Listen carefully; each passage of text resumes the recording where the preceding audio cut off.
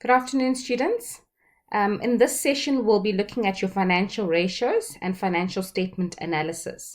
So analyzing all the statements we've now computed, we've looked at your income statement, your balance sheet and your cash flow statement, but now you need to analyze that information to actually allow you to compare whether a company has either performed profitable over time, has increased their profitability, or their profitability has deteriorated over time. What's important is to realize with financial statement analysis or financial ratios is that you're not only looking at one company versus its competitors or within its industry. What you can also then do with financial ratios and financial analysis is compare a company to its actual performance over a period of time. So what I mean by that is if, for instance, you're provided with 2018 information, you can then compute 2018 financial ratios, 2019 financial ratios, and 2020 and perform a trend analysis to be able to assess, is this company improving over time or is the company deteriorating over time? And then see the impact and try and forecast forward and see whether a company will be able to retain and attract financing or not. This is important that you guys need to pick this up. Why? Because when we ask you a question for financial analysis or for ratios, we will not indicate to you, perform every single financial ratio that you can calculate for this company over the time. What the question might ask is, please perform the liquidity ratios for company X. And you need to know that if information is provided for 2018, 19, and 20, you will see the mark allocation. And that should also signal to you that you should provide all 3 years worth of financial statements and financial ratios.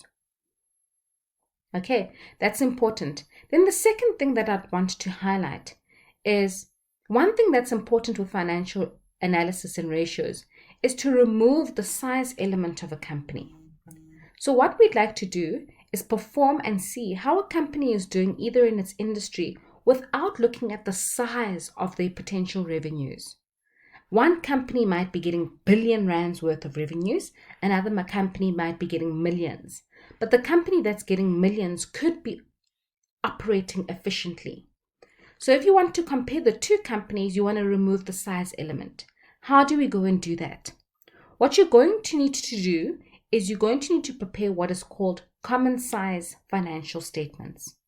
Your common size financial statements take into account just an income statement and a balance sheet, or a statement of comprehensive income and a statement of financial position. In the statement of comprehensive income or the income statement, we want to take every single line item that appears in the income statement and divide it by your total sales that happened. So if we're doing the 2020 common size financial income statement, you're going to take the 2020 sales each time and take each line item and divide it by the 2020 sales.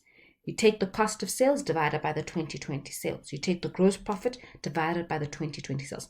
Every single line item will then have a percentage of what is called the margin. Okay? So you need to do that for every single line item. Don't just take it for your sales and certain line items that you think are important. Take the entire income statement and divide it by a percentage of sales. Okay. In your balance sheet, you're also taking every single line item and dividing it as a percentage of total assets. Okay. This removes the size element, and you then have this income statement and you've got this balance sheet for however many years information you can calculate, and you've got it in percentage terms to see. Okay, gross profit as a percentage of sales is 30%. Okay, and my equity as a percentage of sales is maybe as a percentage of total assets is 30%. This enables you then to compare industry to industry. Or you can even compare within an industry competitor to competitor. Okay, then this leads us to then the building blocks of analysis. Let's have a look at what are the building blocks of analysis. You've got 4 components of analysis that we are going to be covering. We'll be looking at liquidity. Liquidity talks to, are you able to meet your short-term obligations? Whenever you see short-term, You know, liquidity, it enables you to calculate short-term obligations. So you're looking at current liabilities whenever you're looking at your denominator. Okay, then we'll be covering solvency ratios. Solvency ratios, we want to see, is the company able to generate enough future revenues and profits to meet its longer-term obligations? Longer-term obligations means your total debt. Are you then able to cover that total debt over a long period of time and make payments towards the total debt facility? The solvency, you need to comment on the level of gearing or the level of leverage in the company. That means the same thing. Are they increasing the amount of total debt on their balance sheet? And by increasing that amount of total debt on the balance sheet, it does put them in an uncomfortable position in terms of financial risk. Will they be able to meet those long-term obligations? You'll notice that some companies don't even utilize any form of debt. They utilize fully 100% equity in their capital structure. So your solvency, what's important to look at is there's also a target capital structure when you're looking at a company. Okay, are they targeting to use 50% equity, 50% debt? Okay, whatever they're targeting then you look at the ratios and see, okay, maybe they were targeting 50% debt and 50% equity, but right now as it sits, they're only at 60% equity, 60% debt, so they might need to reduce their debt over time. So when you're commenting on the solvency ratio, remember you also need to comment on the target capital structure. For some companies, it's okay that they can have large amounts of debt because it's not imposing as much of a financial risk. And they want to benefit from that interest payment that you get as a SARS deduction. So debt, not necessarily a bad thing, but are you getting the related rewards related to that debt? The third ratio we'll be covering will be the profitability ratios. Okay, the profitability ratios, you're also going to make use of that common size financial statements because you've calculated everything as a percentage of sales. I want to see what my gross profit margin is, what my operating profit margin is, what my net profit margin is. Those are also important as part of sales. But what we're also going to introduce then in your profitability ratios is maybe some measures in your income statement together with the measurements in your balance sheet. So maybe I want to calculate not only the gross profit margin or the net profit margin, which are a percentage of sales, but I also maybe wanted to calculate what is my total return on my assets. Given that I had purchased these assets to make profits, maybe you want to calculate your profitability as a percentage of assets. So we bring in other ratios that combine both your income statement and your balance sheet within your profitability. Profitability is extremely important. Why? A lot of different users of financial statements end up looking at profitability. So you've got your investors, you've got your shareholders that are always attracted to what is happening within your profitability ratios. Even SARS is looking at, okay, how profitable is this company? They want to look at your profitability ratios. The last ratio we'll be looking at is activity. Activity is very important for management level and for all the other under operating management levels, so all the management levels leading up to the top, because you want to allow management to efficiently use the resources it's using, which is the working capital with the business. Okay, are they effectively calculating all the accounts receivable debt that they've accumulated? Are they collecting that in time? Are we making use of our supplier facilities?